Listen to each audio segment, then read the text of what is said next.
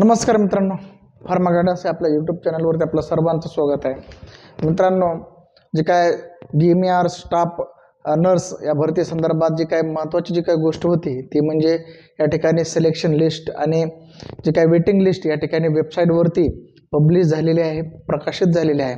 त्यामुळं जे काय बरेच विद्यार्थी या ठिकाणी प्रतीक्षा करत होते, वाट पाहत होते कधी येईल प्रतीक्षा लिस्ट किंवा मग सिलेक्शन लिस्ट. ती आता आलेली आहे. सर्वांचं या ठिकाणी आता समाधान झालेलं आहे. आता पुढची प्रोसेस लवकरच होईल आणि लेट झाली तरी काही हरकत नाही, कारण की आता तुमचं सिलेक्शन झालेलं आहे असं आता या ठिकाणी कन्फर्म झालेलं आहे. त्याचबरोबर जे विद्यार्थी या ठिकाणी सिलेक्ट झालेले आहेत त्यांचं या ठिकाणी सुरुवातीला अभिनंदन. जे वेटिंगमध्ये आहेत त्यांना पण या ठिकाणी शुभेच्छा. तुमचे पण या ठिकाणी सिलेक्शन होईल आपण आशा करूयात. तर मित्रांनो, व्हिडिओ मी मोठा बनवणार नाही किंवा व्हिडिओची लेंथ मोठी होणार नाही. शॉर्टमध्ये काही गोष्टी या ठिकाणी आपल्याला या ठिकाणी डिस्कस करायचं आहे. तर यामध्ये जी काय वेटिंग लिस्ट किंवा सिलेक्शन लिस्ट या ठिकाणी पब्लिश केलेली आहे त्यामध्ये DMERनं जवळपास DMERच्या 3974 आणि आयुषच्या 146 त्याचबरोबर MH 3 अशा जवळपास त्यांनी जे काय पोस्ट आहेत त्यांची या ठिकाणी कंबाईन सिलेक्शन लिस्ट आणि वेटिंग लिस्ट. मित्रांनो, या ठिकाणी सिलेक्शन लिस्ट पण आहे आणि वेटिंग लिस्ट पण त्याच लिस्टमध्ये आहे. त्यामुळं जे काय विद्यार्थी या ठिकाणी वेटिंग लिस्टमध्ये आहेत त्यांनी या ठिकाणी कॅटेगरी वाईज तुमचं या ठिकाणी वेटिंग लिस्ट नंबर तुम्ही काउंट करू शकता. तर त्याचबरोबर दुसरी गोष्ट म्हणजे आपण स्टेप बाय स्टेप प्रत्येक मुद्द्यावर थोडी चर्चा करूयात. तर यामध्ये जे विद्यार्थी वेटिंग लिस्टमध्ये आहेत त्यांच्यासाठी एक आशेचा किरण म्हणजे किंवा मग होप म्हणूयात त्याला, त्या ठिकाणी माजी सैनिक आणि अंशकालीन पदवीधर यांच्या जागा किंवा जे काही सिलेक्शन आहे या लिस्टमध्ये दिसून येत नाही. ओके, त्यामुळं जे जवळपास त्यांच्या अंशकालीनच्या जवळपास 597 जागा, माजी सैनिकच्या 597 जागा आणि अंशकालीनच्या 397 जागा या ठिकाणी रिकाम्या आहेत किंवा त्यांचं या ठिकाणी त्यांच्या रिमार्क नाही त्यांच्या पुढं किंवा त्या संदर्भात कोणतीही या ठिकाणी उल्लेख दिसत नाही. त्यामुळे ह्या जागा जे काय आहेत, जे वेटिंग लिस्टमध्ये विद्यार्थी आहेत कॅन्डिडेट, त्यांच्यासाठी आशेचा किरण ठरू शकतात. त्यांच्यामधून त्यांचे या ठिकाणी सिलेक्शन होऊ शकतं. आता दुसरी गोष्ट म्हणजे काय केलं विभागानं, तर विभागाने या ठिकाणी जे काय आपण या ठिकाणी पाहूयात, जे काय वुमन आहे, जे काय ऑल कॅटेगरी जे काय फिमेल असेल, ऑल कॅटेगरी फिमेल ज्यांनी वुमन रिझर्वेशनला नो केलेलं आहे, ज्याने वुमन रिझर्वेशनला नो केलेलं आहे म्हणजेच काय SC ST OBC किंवा अदर जे काही कॅटेगरीच्या वुमेन असतील त्यांनी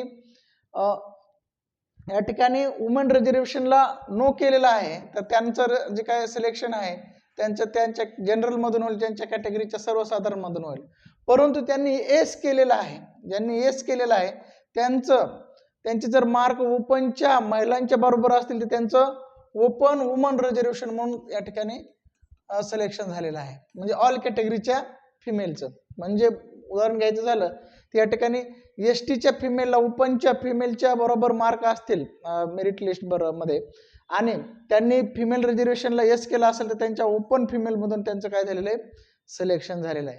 तर या ठिकाणी ह्या गोष्टी आहेत. त्याचबरोबर जे काय प्रकल्पग्रस्त आणि भूकंपग्रस्ताच्या जागा या ठिकाणी त्यांचं सिलेक्शन केल्याच्या ठिकाणी दिसून येतं. त्याचबरोबर जे काय दिव्यांग असतील किंवा मग स्पोर्ट पर्सन असेल त्यांच्या पण जागा या ठिकाणी सिलेक्शन दाखवत आहे.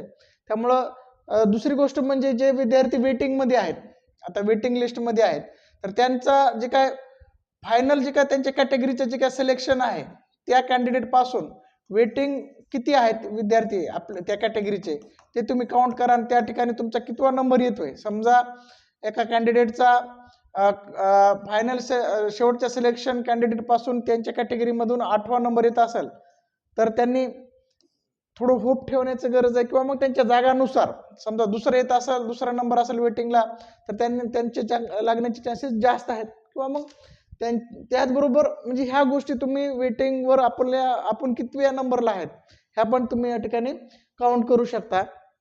त्याचबरोबर जे काय आणखी गोष्ट सांगतो की आयुष्यामध्ये जे काय आहे, आयुष स्टाफ नर्स मध्ये त्या ठिकाणी 21 जागा माजी सैनिकासाठी आहेत आणि अंशकालीनसाठी 15 जागा आहेत. त्या ठिकाणी सुद्धा त्यांना त्या ठिकाणी थोडा होप आहे किंवा मग आपण या ठिकाणी आशा करता येईल त्या ठिकाणी संधी मिळण्याचे चान्सेस आहेत.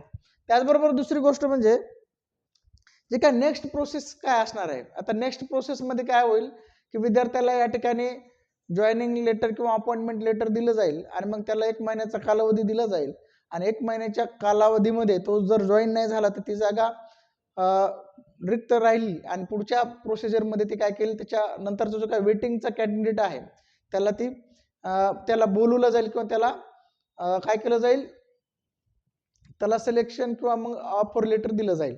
तर अशा प्रकारची प्रोसेस आहे. त्यामुळं परत एकदा आपण जे काय सिलेक्टेड झालेले कॅन्डिडेट आहेत त्यांचं अभिनंदन करूयात. आपल्याला काय प्रश्न असतील या वेटिंग लिस्ट किंवा सिलेक्शन लिस्ट संदर्भात तर ते क्वेश्चन या ठिकाणी तुम्ही मला या ठिकाणी व्हॉट्सअप करा. त्याचा आपण पुढच्या व्हिडिओमध्ये या ठिकाणी समावेश करूयात, त्यावर माहिती देऊयात.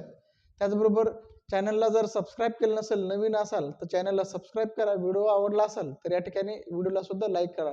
मित्रांनो, व्हिडिओ या संदर्भात आपण बरीच चर्चा केलेली आहे, त्यामुळं या ठिकाणी चर्चा करण्याचा माझा जास्त चर्चा करण्याचा उद्देश नव्हता. फक्त एवढंच गोष्ट होती की जी काय जवळपास जी काय प्रतीक्षा होती सिलेक्शन लिस्टची ती या ठिकाणी सिलेक्शन लिस्ट पब्लिश झालेली आहे आणि त्यामुळं आता क्लिअर झालेले की किती विद्यार्थी या ठिकाणी सिलेक्ट झालेले आहेत आणि किती वेटिंगवर आहेत.